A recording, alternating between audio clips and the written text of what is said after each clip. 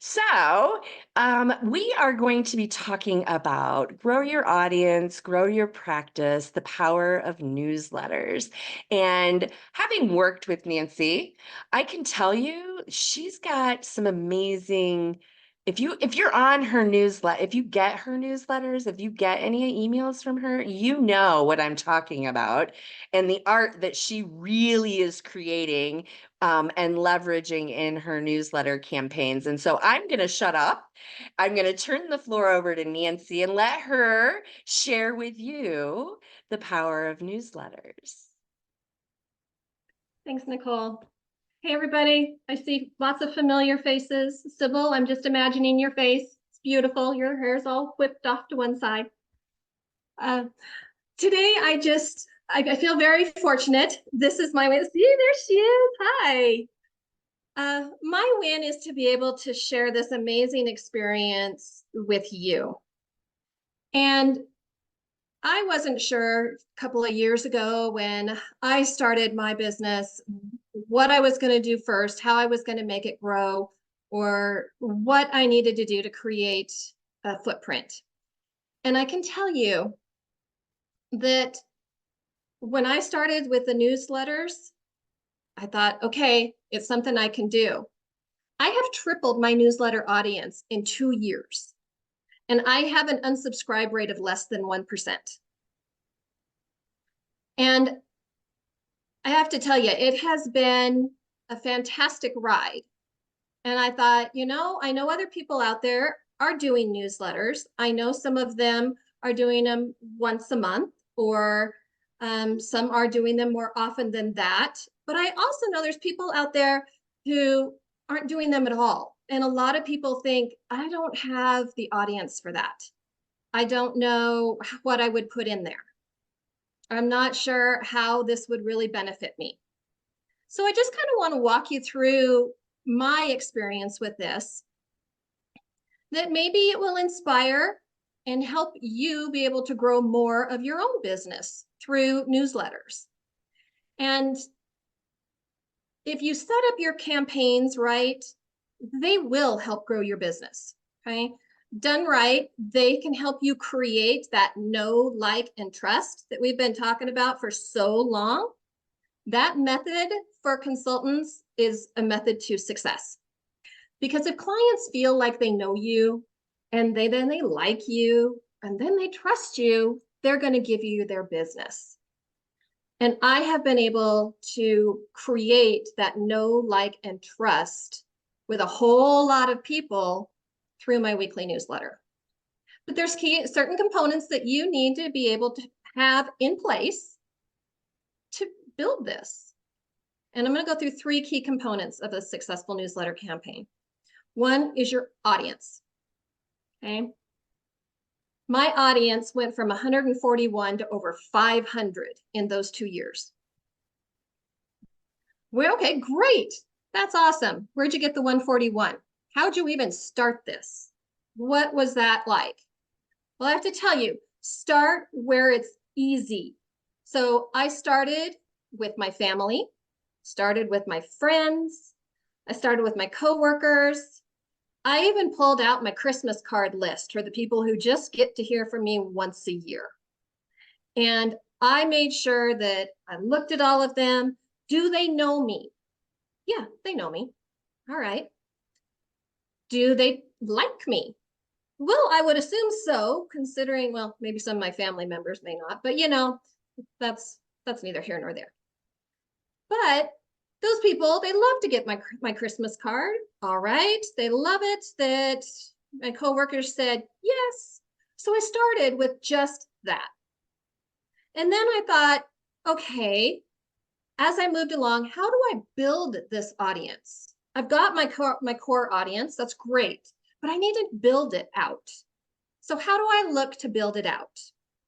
I can tell you there are lots of ways to do this. The individual ask. Hi, hey, I'm so glad that, we got this. I really have this newsletter coming out. I'm giving lots of good information. Would you be interested in being on my newsletter? Okay. There's the sign-up sheet. I use a sign-up sheet every time I give a public speaking event. And it has on there, if you would like to get more tips and information, please sign up here. I send out a weekly newsletter.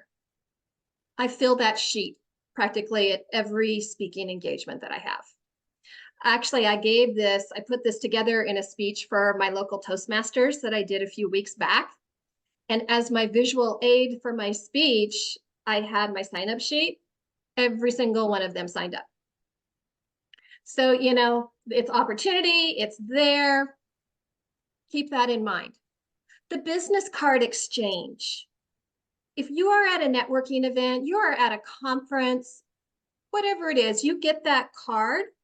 That card is public information. They're giving it to you at a public event. Now, it's always nice to say, hey, do you mind if I add you to my newsletter group? But if they have a newsletter, they're going to automatically add you. You receive that as a public event, you can automatically add them. They can opt out if they want, but they've given you that permission because they're giving you their information. Also, put it in your email signature. All right, we have all these things that tells us how you can connect with us. It's got our Calendly in it. Put that information about just that blurb about your newsletter and the link where they can sign up for it. And then forward that link in current issues. On the bottoms of mine, it says, hey, if you sent this to a friend, or you can click this link here. Always have it available that somebody can then just add to you. They're like, oh, I liked that information. I'm going to add that. I'm going to add that. The other aspect about growing your audience is nurturing your audience. There needs to be that follow-up engagement. So I send out my newsletters, people send back, hey, congratulations, or wow, this information, I really liked this, or whatever it is. I even had a classmate of mine send back and say, yeah, I don't really think that you're the one doing all of this. I think it's automated, so I'm just going to leave this here. I don't believe you're doing this. So I responded back to her and I said, this is your non-automated friend. Of course I'm writing this. I'm reading that you didn't believe me. And that just created that more know, like, trust. When you are actually nurturing your audience and you are following up with any type of engagement, they may just send us something that says, thanks, or glad I got this. You respond. You need to keep that nurturing going. There's also making sure that you have personalized communication. All of my newsletters, I have personalized with each individual. And that's key. People love to get the personalized email, So make sure that you're personalizing all of it. Then I also nurture by constantly giving. I am giving out information all of the time. I had so many of the advocates that like my newsletter that I pulled you guys out and I made you your own special group. And now I'm trying to cater to the information you want. I just sent out a thank you not too long ago on, hey, I appreciate you reading this. I hope it's information you want. I try to keep it relevant. And so that's another way. I'm just trying to give the information so that y'all have it and you can use it. So there's a good way to how to start your audience, how to continue building your audience, and how to keep your audience. But it isn't just audience only. You got to look at content. And I know a lot of you are like, what am I going to say? What would I say in my newsletter? I have a hard time writing a newsletter because I just don't know what to put in it. Well, it comes down to, in the beginning, do you want to create or do you want to buy? All right. And it's time versus money is what I look at it. Okay. I will tell you, when I first started mine, I did not have the time. I did not have the bandwidth in my head to search and create content. So I partnered with the Care Partner Project. because at that time they had plenty of content. And I felt that it really was a partnership. I knew that my money was going to a nonprofit that was going to help caregivers out there, people learn, help my clientele learn. So in the beginning, I chose to buy my content. And I will tell you, if you choose to buy your content, make sure you vet the content you're buying, that you really vet the company that you're getting it from, and that you vet the content itself. So I took time to go see where this content was taken from, because I wanted to be sure I knew and I could have those nurturing conversations with people about the content. And so then when I felt comfortable enough with it, I used it as a trusted source. Okay. Also, you need to make sure that your content is going to be relevant to your audience and your business. Okay. You can have put all kinds of content out there that may be relevant to your audience, but if it doesn't drive them to you, then it's not working well for you. You are not having the right content, because you want to be able to have your clients and your leads and everybody say, wow, this was really great. I need to talk to Nancy about this. And then it drives it to me. So I say, do not stray from your expertise. All right. The other thing I think about with content is I use the KISS method, the keep it simple, stupid. Yeah. I try very hard to provide the facts. When you are giving out content, keep the opinion out of it. And I'm saying that when I have my large newsletter audience, what I create or what I am purchasing, that information has to be factual, and it has to be to where somebody can go and they can verify those facts. Your opinion should never be in any of it.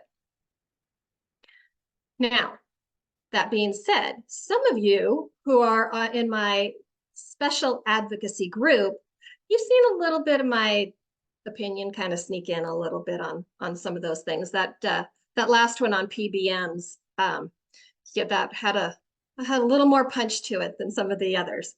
But you know, it's like speaking to family. We talk differently to family necessarily than we do to acquaintances. And with my advocate family, I feel free. I feel the freedom with the know, like, and trust to throw some of that out there. But in the beginning, when you're starting all of this, keep your opinions to yourself. All right. So in content, it comes down to, do you have time or money? What does that look like for you? Where might you get it? But make sure it's relevant and you can actually follow the facts. The third last thing between your audience and your content is your platform. All right. And in choosing a platform, there's a lot of things you should look for. The first one, especially when you're starting a business, is cost effectiveness. Okay. There are free platforms out there, and many of them are a really good place to start. If you're starting with a small number of people as your subscribers, free platforms are great because they give you so many subscribers before then they start charging you, before you hit those tiers. Okay. The other thing in looking at the cost is the cost can be dependent. If you're going to buy something and buy a platform, your cost will be dependent on number of emails that you send, the certain types of plugins that are available, and if you want specific kinds of bells and whistles, if you want things added to it. Those types of things will affect the cost of the platform that you choose. All right. But let's talk about the platform itself. This is where you really get down there and go, what do I out from a platform. What do I want it to do for me? Do I want it to just send email campaigns? And if so, do I want it to have a robust clip art kind of piece to it? Where am I going to get my information? How user-friendly is it? If you're not very tech savvy, you want a platform that's going to be easy to understand, user-friendly, and not cause frustration. So take a look at what are the built-ins. What does it specifically come with? And then if you wanted something later, could you add to that? Or do you want to start with a platform that may have those things in it that you grow into? All right. Do you want it to have a customer relations management tool? Do you want it to be transactional? If you start doing the ebook like Shermel, and maybe she wants an email platform that she's sending this information out that can also be transactional, and it can all be done right there. Are you looking for just promotional? Does it have one-on-one communication capabilities? I will tell you, I spent a long time figuring out what platform I was going to use. I did a lot of research, and I settled on one, and I'm actually really happy with it. And I'm not a techie person because it irritates me very, very quickly, and I need to find some 12-year-old to help me get out of the mess I've made. And so I found that this one was easy to use. The platform that I use is called Brevo. You see it at the bottom of the all of the ones I send you. But there are plenty out there to just start playing with.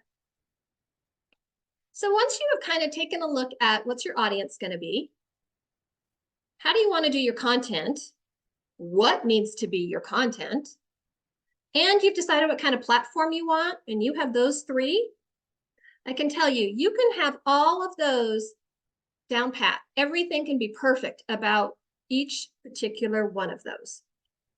But unless you commit to consistent delivery, your newsletter is going to fail. So when you decide what it is, how often you want to get it out there, you need to stay on that, whether it is once a month, whether it is quarterly, whether it is every 2 weeks, whether it is weekly, it doesn't matter. As long as you are consistent in your newsletter campaign, that is going to foster reliability with your audience. And when your audience can rely, they know that that's coming at that time, that just increases your know, like, and trust. Those building blocks for your successful business, you can use newsletters to help foster that, create that, and make that one part of your business that continues to grow. Ladies, that is what I have for you today. Nancy, thank you so much. I know that this has been really a game changer for you in your practice and how you're interacting with your audience and your followers and other advocates and all of the good stuff. And it's been wonderful to watch you. So thank you so much for sharing this information. I'm going to encourage everybody one more time, reach out, connect with Nancy. This is just the tip of the iceberg as far as what she has to offer as resources and knowledge and information regarding advocacy. So